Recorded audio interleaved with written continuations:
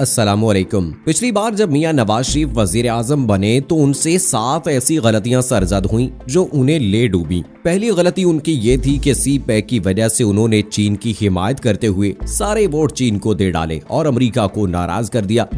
दूसरी गलती उनकी थी कि एस्टेब्लिशमेंट के तमाम खदशात की परवाह किए बगैर उन्होंने अफगानिस्तान के साथ ताल्लुकात को बेहतर बनाने की कोशिश की और इस कोशिश में वो एस्टेब्लिशमेंट को नाराज कर बैठे। तीसरी गलती उनकी ये थी कि यमन के मसले पर उन्होंने सऊदी अरब और यूएई जैसे मोहसिनों और करीबी दोस्तों को नाराज किया। चौथी गलती ये थी कि उन्होंने पार्टी और पार्लियामेंट को जरा सी भी अहमियत नहीं दी, बल्कि पार्टी तो अमलन मुअत्तल थी और पार्लियामेंट की उन्होंने परवाह न की। पांचवी गलती उनकी ये थी कि जब एस्टेब्लिशमेंट के साथ जरदारी साहब का इख्तलाफ पैदा हुआ तो उन्होंने जरदारी साहब को तन्हा छोड़ दिया।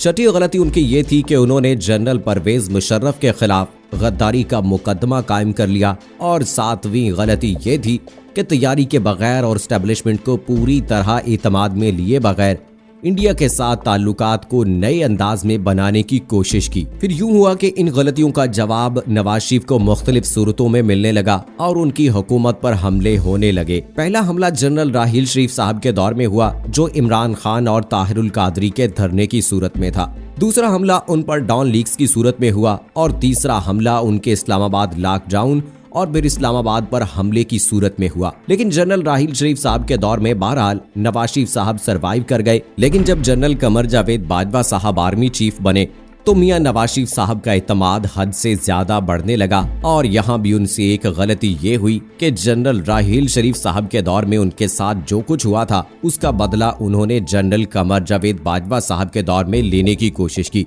जिस पर उन्हें कमर जावेद बाजवा की तरफ से एक ट्वीट की सूरत में जवाब मिला।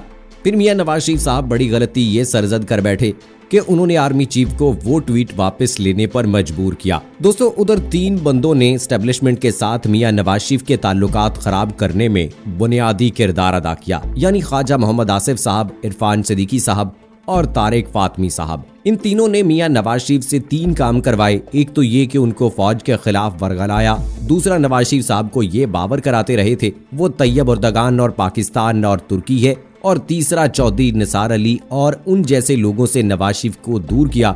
हालांकि खुद ख्वाजा साहब ने इसके बाद वो काम शुरू किया जिसके लिए माजी में वो चौधरी निसार को इल्जाम देते रहे। नवाज शरीफ साहब की नाअहली के बाद मुस्लिम लीग नून की क़यादत से 3 गलतियां सरजद हुई। पहली गलती इंतखाबात से पहले थी जब शहबाज शरीफ साहब ये उम्मीद लगा बैठे कि उनको वजीर आजम तस्लीम कर लिया जाएगा, लेकिन दूसरी पार्टी भी यकीन करने को तैयार नहीं थी कि वो मियां नवाज शरीफ साहब के बगैर कोई काम कर सकेंगे। दूसरी गलती इलेक्शन के बाद मुस्लिम लीग नून की क़यादत से ये सरजद हुई कि उन्होंने ये ख्याल किया कि पंजाब की हुकूमत उसको दे दी जाएगी और इसी लालच में मुस्लिम लीग नून की क़यादत असेंबलियों में बैठने पर आमादा हुई। तीसरी गलती मुस्लिम लीग नून की क़यादत से ये सरजद हुई कि जब खुफिया राब्तों के नतीजे में नवाज शरीफ साहब बाहर भेजे गए, मंसूबा ये था कि मरियम नवाज भी उनके बाद बाहर जाएंगी और शहबाज शरीफ साहब के बेटे को भी रिहा किया जाएगा। लेकिन इमरान खान ने डबल गेम खेलते हुए इनको डबल क्रॉस किया।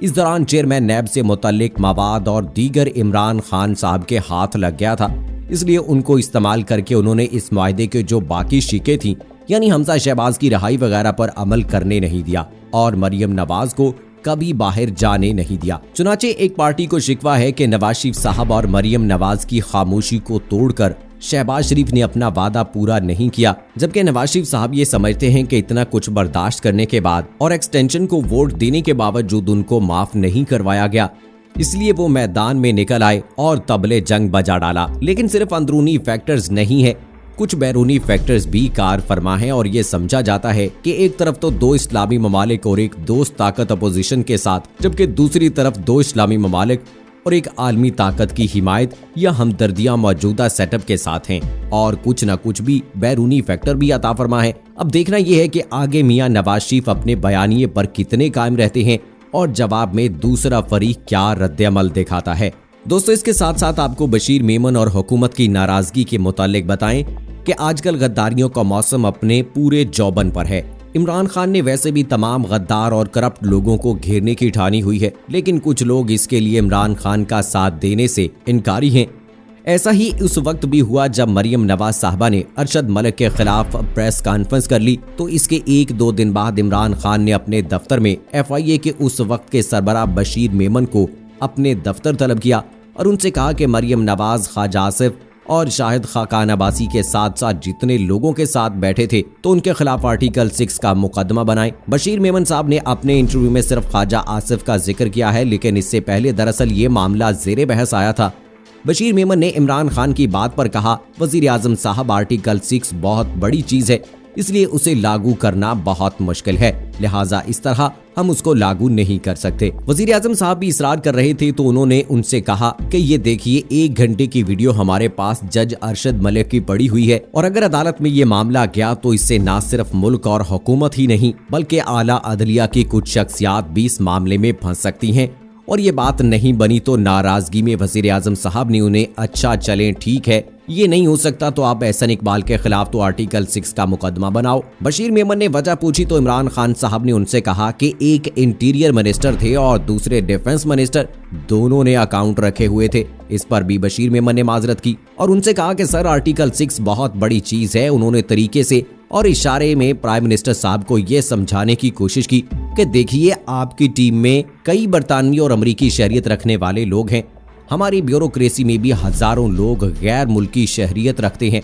लेकिन जब बात नहीं बनी तो वजीर आजम साहब नाराज हो गए और उन्होंने कहा कि मोहम्मद बिन सलमान ने अपने मुल्क में क्या कुछ नहीं किया, लेकिन ये पाकिस्तान में जब हम इस तरह कुछ अच्छा काम करना चाहते हैं तो आप ब्यूरोक्रेट इसी तरह कानून और इखलाकियात के सहारे लेने लगते हैं, इसीलिए ये मुल्क ठीक नहीं हो सकता। इमरान खान नाराज होकर चले गए और जो उस वक्त इमरान खान के साथ उनके खास सरकारी अफसर भी इस मीटिंग में शरीक थे, जो उनके दस्ते रास्त समझे जाते हैं, वो बशीर मेमन अपने साथ वॉशरूम के अंदर ले गए। उन्होंने अंदर बशीर मेमन साहब को समझाया कि आपने वजीर आजम को नाराज करके अच्छा नहीं किया, बात मान लेनी चाहिए, लेकिन उन्होंने ये बात नहीं मानी। चुनाचे इसके बाद उनके साथ जो कुछ हुआ वो खुद उन्होंने इंटरव्यू में बयान कर दिया है। लेकिन बशीर मेमन साहब और हुकूमत का इख्तलाफ इससे बहुत पहले शुरू हुआ था। दोस्तों, आपको याद होगा कि पाकपतन के डीपीओ रिजवान गोंदल को खावर मानेका साहब के साथ एक वाक़े की बुनियाद पर ओएसडी बना दिया गया था। लंबे अरसे तक ओएसडी रहने के बाद जब उनकी पोस्टिंग FIA में हुई तो बशीर मेमन साहब ने उनको पंजाब में FIA के अंदर एक गैर अहम सी पोस्टिंग दे दी, जिस पर खावर मानेका नाराज हो गए और उसके बाद बशीर मेमन को वजीर आजम के प्रिंसिपल सेक्रेटरी आजम खान ने फोन किया और उनको बताया कि रिजवान गोंदल को हमने OSD भी बना दिया है और उनका नोटिफिकेशन भी जारी हो गया है। तो बशीर मेमन की पहली गुस्ताखी वो थी जब उन्होंने खावर मानेका साहब को नाराज किया था। तो दोस्तों, ये वो चंद एक गलतियां थी जो पाकिस्तान मुस्लिम लीग नून की जानिब से हुई और उनको सजा मिली।